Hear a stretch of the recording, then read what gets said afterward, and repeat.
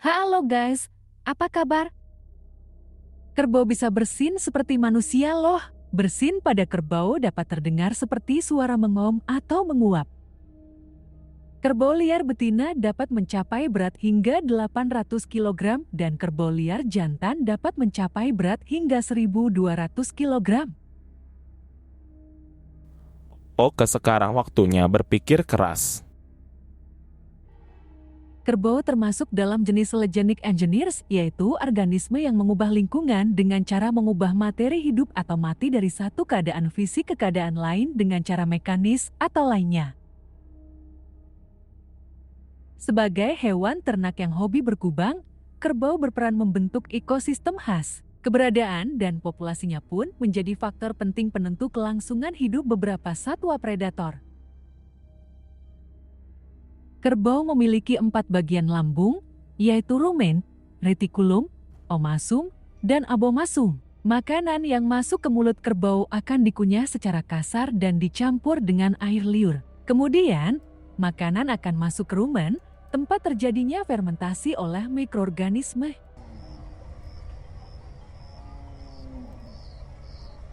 Di sini, serat dari rumput dan tumbuhan hijau lainnya akan diuraikan menjadi asam lemak rantai pendek yang dapat diserap oleh dinding rumen. Makanan yang belum terfermentasi sempurna akan kembali ke mulut kerbau untuk dikunyah lagi secara halus. Proses ini disebut memamah biak.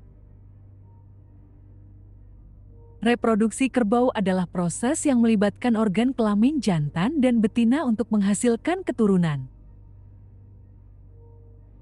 Kerbau betina akan mencapai masa dewasa setelah 4-5 tahun dan sudah mulai bisa bereproduksi. Masa ini disebut pubertas, yaitu saat organ reproduksi sudah berfungsi dengan baik dan siap untuk menghasilkan sel kelamin.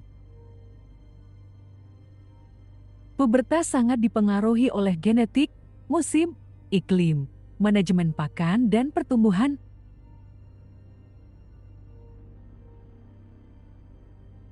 Kerbau jantan dan betina akan melakukan perkawinan, yaitu proses penyatuan sel kelamin untuk membentuk zigot. Perkawinan dapat dilakukan secara alami atau dengan bantuan inseminasi buatan. Umur pertama kawin rata-rata 2,3 tahun atau 27 bulan. Masa kehamilan kerbau lebih lama dibandingkan sapi. Kerbau rata-rata 310-330 hari masa kehamilannya. Kehamilan dapat dideteksi dengan cara palpasi rektal, pemeriksaan ultrasonografi, atau pengukuran kadar hormon progesteron. Kerbau memiliki banyak manfaat bagi manusia.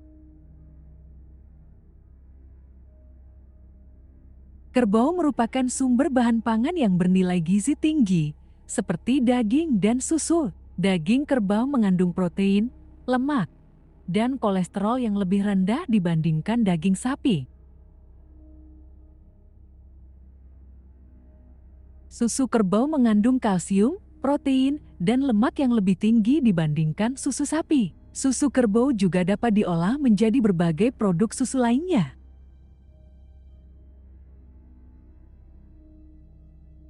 Kerbau merupakan sumber bahan industri dan kerajinan yang beragam, seperti tanduk dan kulit. Tanduk kerbau dapat digunakan sebagai hiasan, alat musik, atau bahan industri. Tanduk kerbau juga memiliki nilai budaya yang tinggi di beberapa daerah.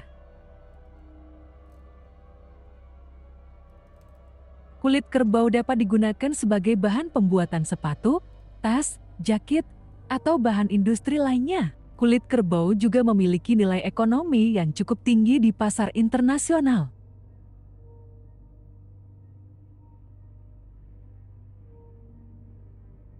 Kerbau merupakan sumber pupuk kandang dan energi alternatif yang ramah lingkungan, yaitu kotoran. Kotoran kerbau mengandung unsur hara yang dapat meningkatkan kesuburan tanah dan pertumbuhan tanaman. Kotoran kerbau juga dapat diolah menjadi biogas atau briket sebagai sumber energi alternatif. Kerbau merupakan hewan kerja dan transportasi di bidang pertanian. Kerbau dapat membantu petani dalam mengolah lahan sawah dengan menarik bajak atau cangkul. Kerbau juga dapat membantu petani dalam mengangkut hasil panen atau barang-barang lainnya dengan menggunakan gerobak atau pedati. Kerbau jantan berukuran lebih besar pada tinggi dan berat badan dibanding betina. Menurut sumber, kerbau dewasa dapat memiliki berat sekitar 300 kg hingga 600 kg. Kerbau liar dapat memiliki berat yang lebih. Kerbau liar betina dapat mencapai berat hingga 800 kg dan kerbau liar jantan dapat mencapai berat hingga 1.200 kg. Berat rata-rata kerbau jantan adalah 900 kg dan tinggi rata-rata di bagian pundak kerbau adalah 1,7 meter. Kerbau jantan memiliki bentuk punggung yang melengkung beserta tanduk yang bisa tumbuh hingga panjang 1,5 meter. Disebut juga sebagai gundukan atau garpu. Gundukan ini terbentuk dari otot-otot yang kuat yang membantu kerbau dalam menarik beban atau membajak sawah. Tanduk kerbau jantan biasanya melengkung ke belakang dan ke atas, sedangkan tanduk kerbau betina biasanya melengkung ke samping. Tanduk kerbau betina biasanya tidak lebih dari 60 cm. Tanduk kerbau betina lebih tipis dan runcing dibanding tanduk kerbau jantan. Tanduk kerbau betina dapat digunakan sebagai salah satu ciri untuk membedakan jenis kelaminnya. Kerbau liar hidup dalam kelompok-kelompok kecil yang terdiri dari beberapa betina dan satu jantan. Jantan yang dominan akan mempertahankan wilayahnya dan melindungi betina-betina dari serangan jantan lain. Jika ada jantan lain yang mencoba masuk ke wilayahnya, jantan dominan akan menantangnya dengan mengeluarkan suara keras dan menunjukkan tanduknya. Kerbau peliharaan hidup dalam lingkungan yang dikendalikan oleh manusia. Mereka biasanya dipisahkan berdasarkan jenis kelamin dan hanya disatukan ketika ingin dikawinkan. Ada dua cara untuk mengawinkan kerbau peliharaan, yaitu secara alami atau dengan inseminasi buatan. Secara alami, kerbau peliharaan akan dikawinkan dengan cara memasukkan jantan ke kandang betina yang sedang berahi. Jantan akan mencium bau betina dan melakukan perkawinan dengan betina tersebut. Dengan inseminasi buatan, kerbau peliharaan akan dikawinkan dengan cara menyuntikkan sperma jantan ke dalam rahim betina yang sedang berahi. Sperma jantan dapat diperoleh dari donor atau bank sperma. Kerbau bisa bersin seperti manusia. Bersin pada kerbau dapat terdengar seperti suara mengom atau menguap.